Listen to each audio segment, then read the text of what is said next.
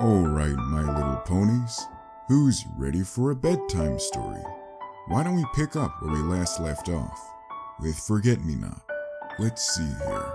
Last time, Lucky and Wester were leaving the ruined city, making the rounds to Lucky's grandpa. Or was it her uncle? I guess we'll see. A rusty bent can rattled and shook as it leaped forward. Lucky was kicking the can forward with one of her hooves, smiling while she did so. It entertained her, and seeing the look of the content happiness on her face warmed Wester's heart.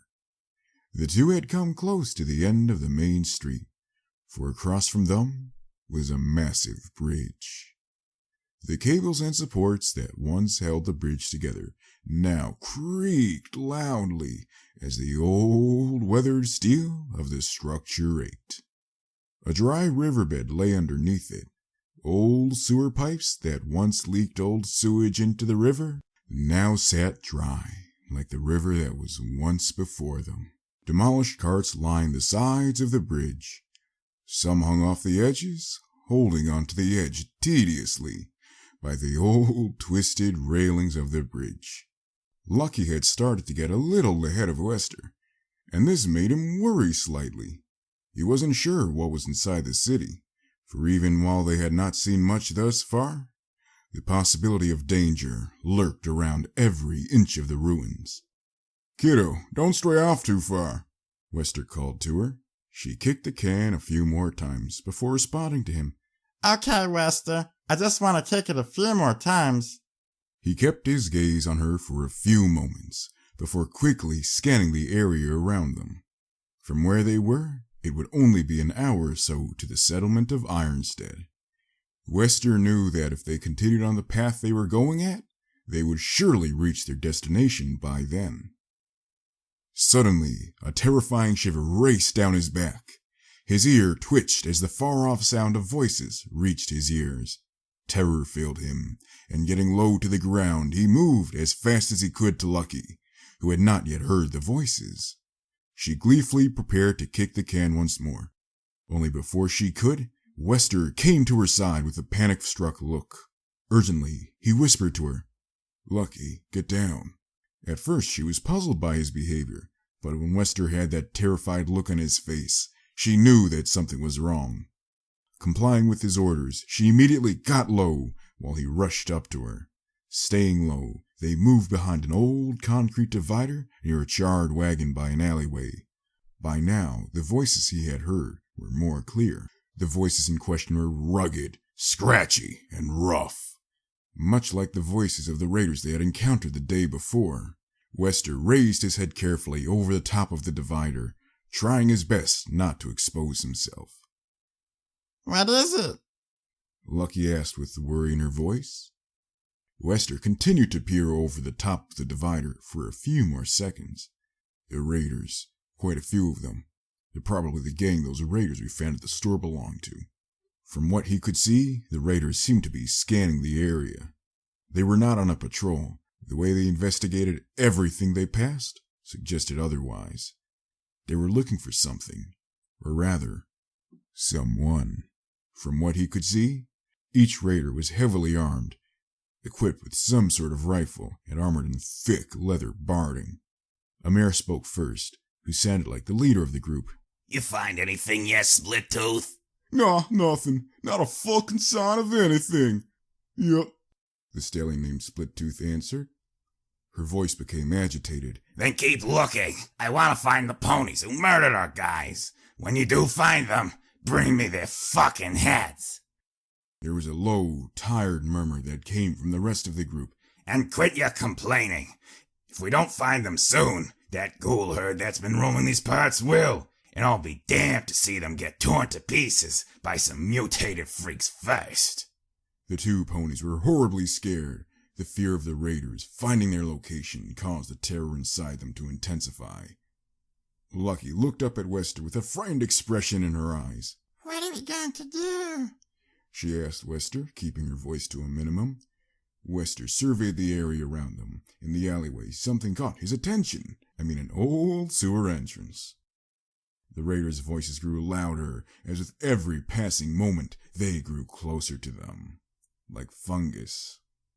He pointed to the sewer entrance's brown lid that led down into the sewers below. There, we'll go down there. Lucky gazed up at him curiously. Where will it take us? Wester glanced over the divider for a split second to check the position of the advancing raiders. Hopefully past them. Once we're away from them, we'll finally make it to Ironstead. Before Lucky could respond, a stallion in the raider group shouted, I think I heard something. It sounded like it came from over there, behind that car. Urgently, Wester took hold of one of Lucky's hooves. Come on, we need to move. Together they dashed down the alleyway to the sewer entrance. He did his best to lift the heavy cast iron cover quietly. Once it was removed from the sewer entrance, a ladder was exposed, leading down to the dark underground.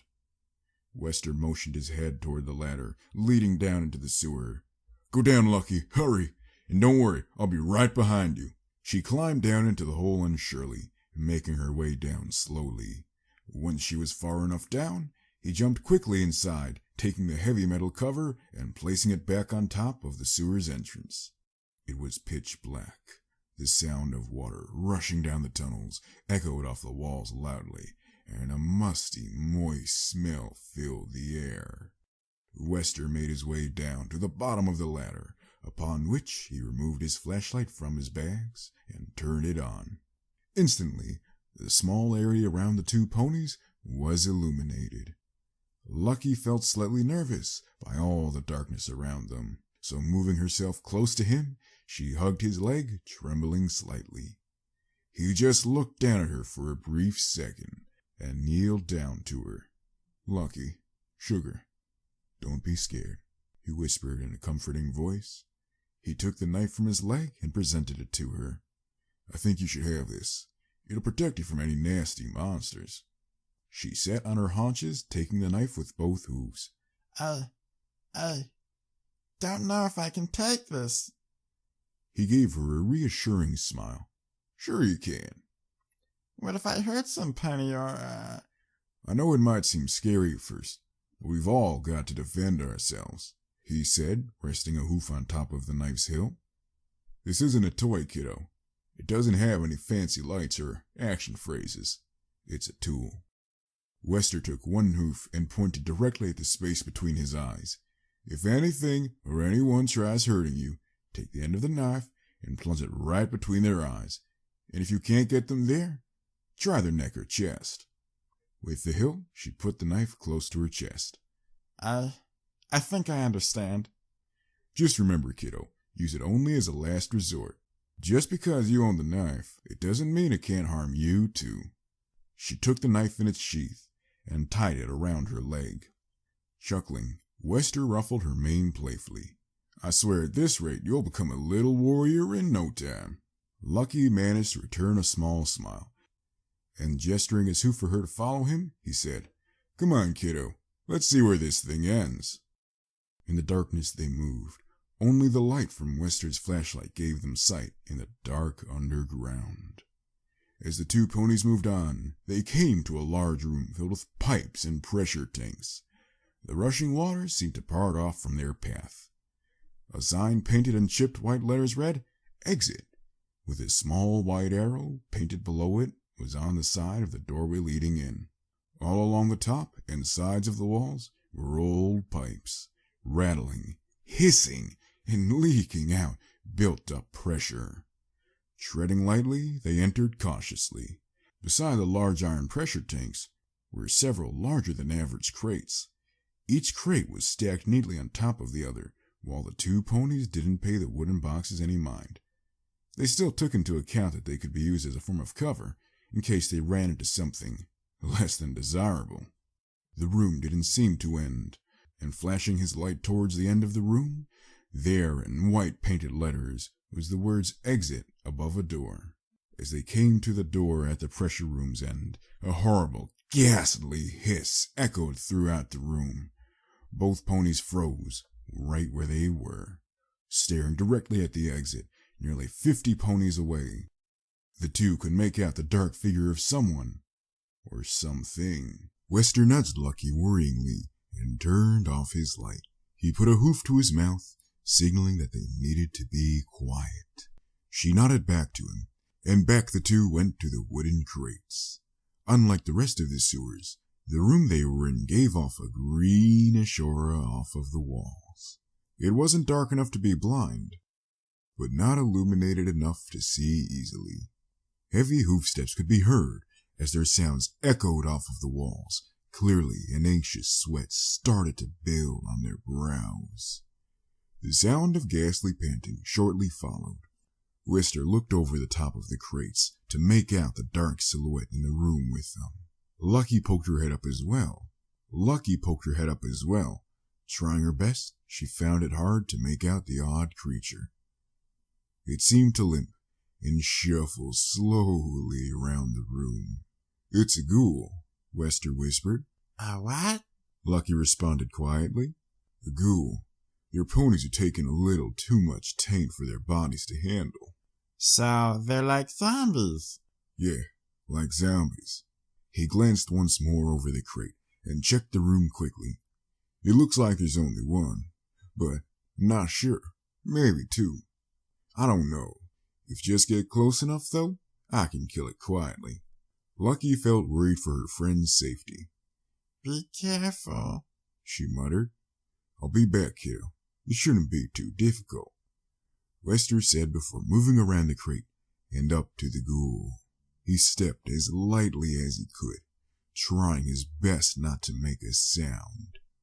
As he came up to the creature, however, he stepped on some gravel that he had not seen. In the quiet room, the sound was loud and clear.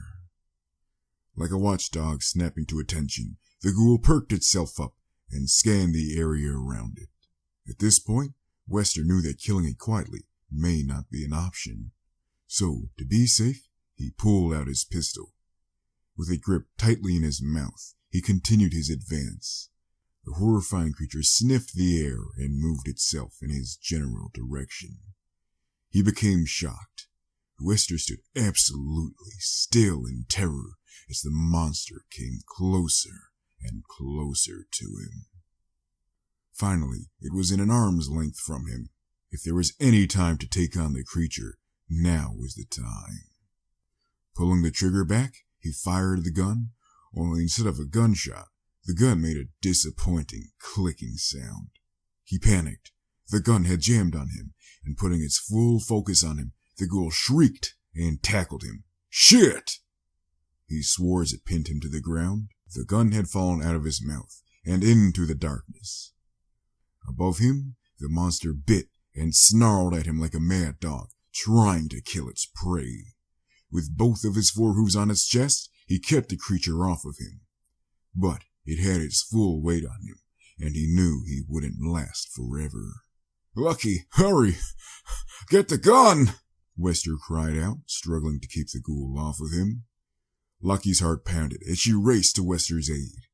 Desperately, she searched for the gun near him. Only, without some sort of light, it seemed almost impossible, as the dark, worn metal of the weapon camouflaged itself well with the dark floor. She did what she felt was right next. She pulled out the knife from her side with the intent of killing the ghoul. However, out of the darkness, another ghoul leaped out onto her. With the knife still in her mouth, she struggled desperately to get out of the second creature's grasp. By pure force and determination, she wiggled free and confronted the monster. Her heart pounded fiercely as fear spread itself through her body. But she had to be brave, for Wester, and for their survival. Taking a massive swipe at the ghoul with the knife, she managed to lodge the whole knife into the creature's side. It cried out monstrously in pain, staggering back from her for a moment. Sadly, the creature's pain did not keep it from coming back to her. This time, it was filled with a monstrous rage, and in a mad frenzy-like state, it attacked her. She screamed as it hit her and pinned her to the ground. "Wester, help me!" she cried. Her cries rang loudly in his head. Out of pure emotion, a magical aura formed around his horn. In one powerful blast of magical energy, The ghoul on top of him had blasted into dust. He stood up, eyes glowing a bright velvet color, with his horn glowing equally as bright. "Leave her alone!" he screamed madly, blasting the demented ghoul above her. With half of its head vaporized, the ghoul fell to the ground, dead. Lucky had her forelegs blocking her face. She was shivering, with her eyes closed. Wester coughed hoarsely as his legs became weak. He found it hard to keep himself balanced, for all of his senses were disoriented. The room around him spun, and a loud ringing filled his ears. Wester could feel the blood flow down from his nose while he stumbled and coughed. He crashed into a wooden crate, trying his best to keep himself together. But no amount of will or determination could prevent his body from coughing up blood. Lucky slowly got up from her position, desperately came over to him as she listened to him wheeze and cough loudly. Moving to his side, she took one of his hooves. In a worrying tone, she asked, Wester, are you okay? Did it hurt you? "Huh? What?" he mumbled, shaking his head and blinking. Wester, are you okay? She repeated once more. Slowly, his sense started to return. His head pounded, and his chest felt sore. "Oh, I'm fine. Did it hurt you?" "Are you hurt?" he answered weakly. She put a hoof to his forehead. No, I'm fine. You feel warm, and you sound weak. He coughed a few more times, trying to cope with the pain. I'm fine. It just got a few good punches at me, that's all. Don't ever scare me like that again, Wester. Please don't. He stood up, massaging the side of his head with one hoof. For a moment, he coughed softly a few times, clearing out the last of the blood from his coughs. "I'm sorry, kiddo. It won't happen again. I didn't know there was two of them." She took one of his hooves and shook her head. I just don't want to lose you. "Don't worry, kiddo. You won't. I don't plan on leaving you anytime soon. I thought I had told you that already." He answered as calmly as he could, while still repressing the urge to cough. With the sleeve of his coat, he wiped away the blood from his nose. "Come on, kiddo. Let's get out of this place. We're almost there." Lucky didn't reply as he walked toward the exit. She looked at him with worry. Truly, she felt scared for him. Even if they were so close to their destination, an awful feeling rolled around inside her. And as she trotted up to his side, it bothered her.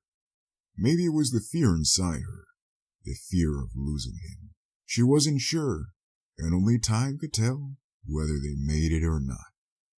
Going down those dark sewer tunnels, though, she felt that part of this trip had been the longest and the most challenging. The heavy cast iron lid of the sewer in the middle of the road lifted up and to the side. Out from the hole emerged Wester, who stuck his head out to scan the area.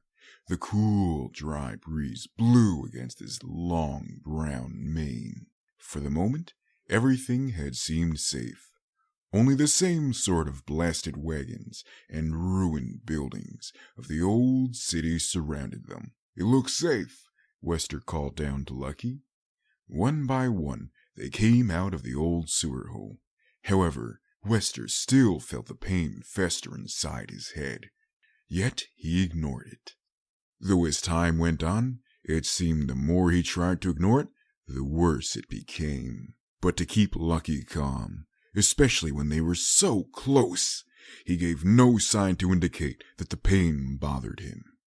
Finally out of the sewers, the two inspected their surroundings. Behind them was the bridge the raiders were at, and almost half a mile away was the massive steel gate of Ironstead. The gate itself was at the very end of the road. The taller skyscrapers stood tall along each side of them, and iron wagons beaten, knocked over, or demolished littered the long path ahead of them. Wester's legs felt weak. He could tell that it was becoming difficult to move. Raising a hoof to his eyes, he tried to view the gate of the town from where he stood.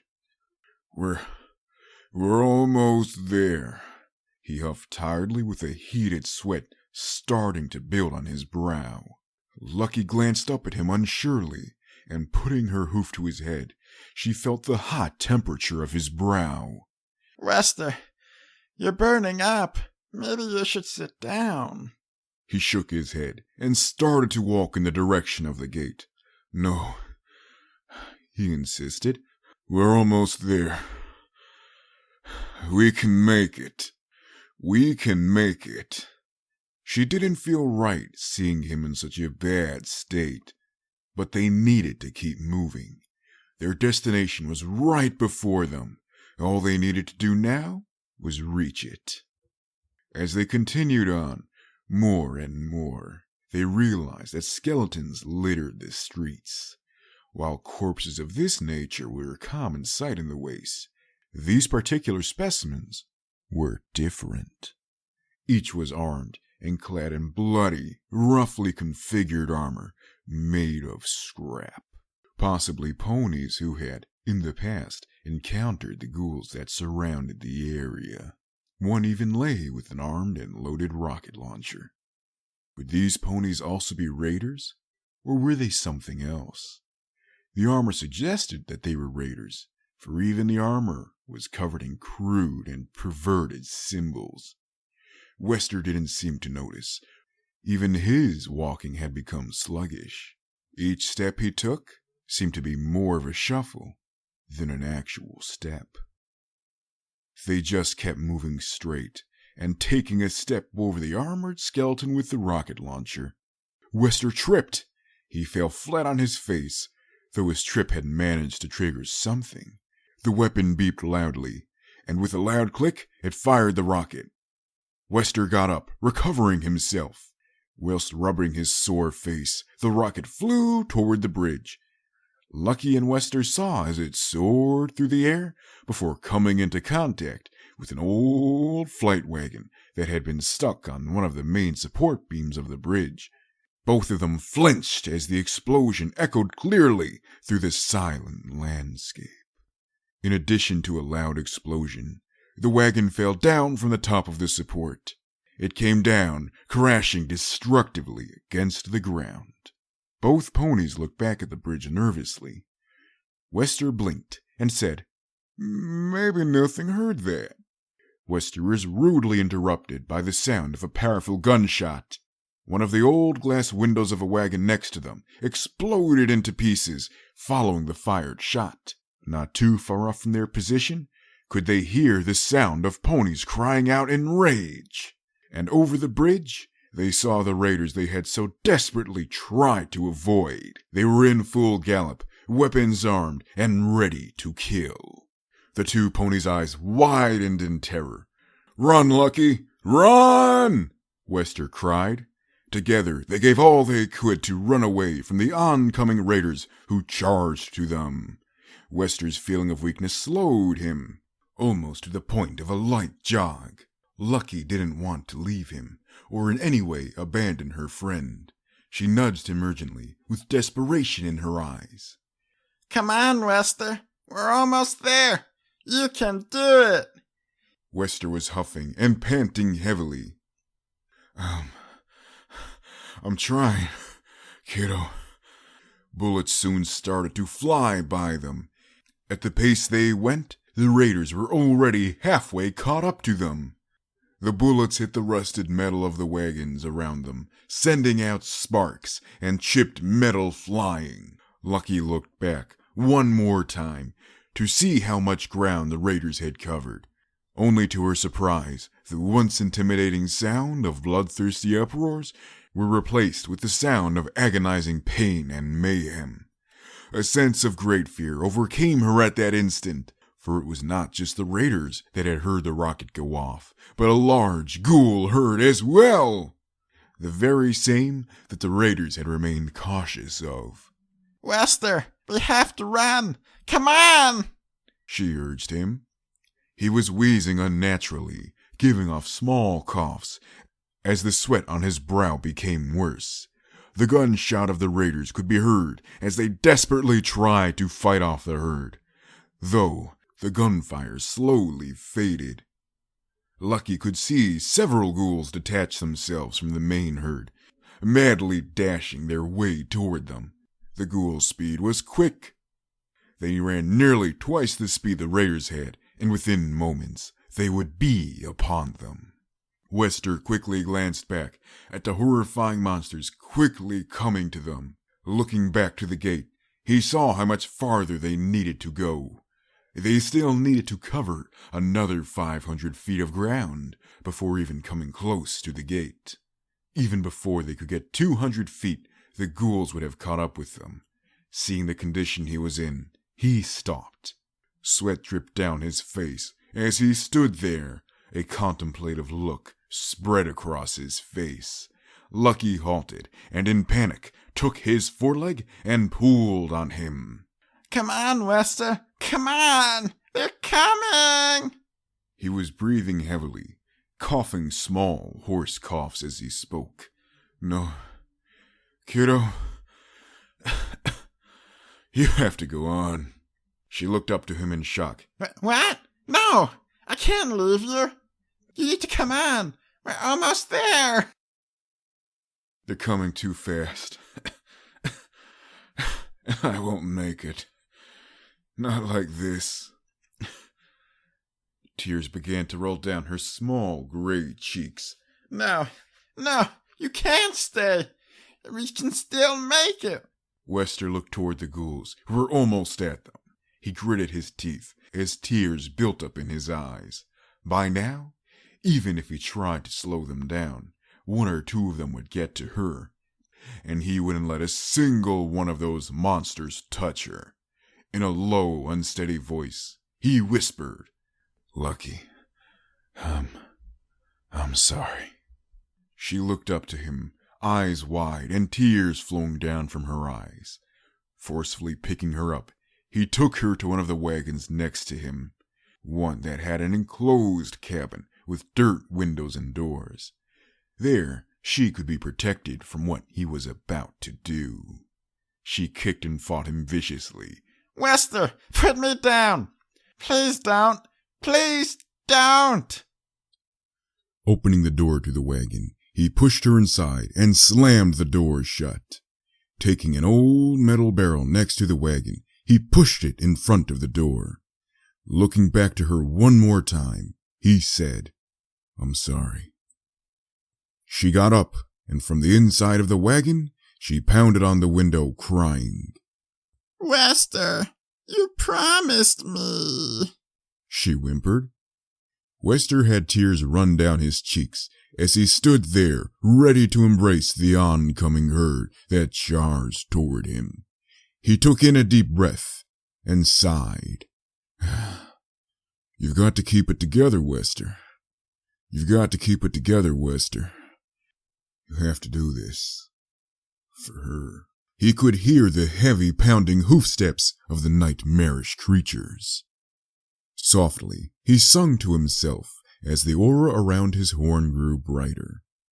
His eyes soon started to glow, and as he felt the magical energies flow inside him, he faced the ghouls.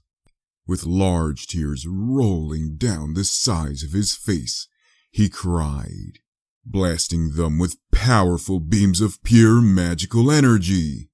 Here I stroll down this lonely road, searching for a home. Then I found you, all alone, soaked to the bone. Here I stroll down this lonely road, searching for a home.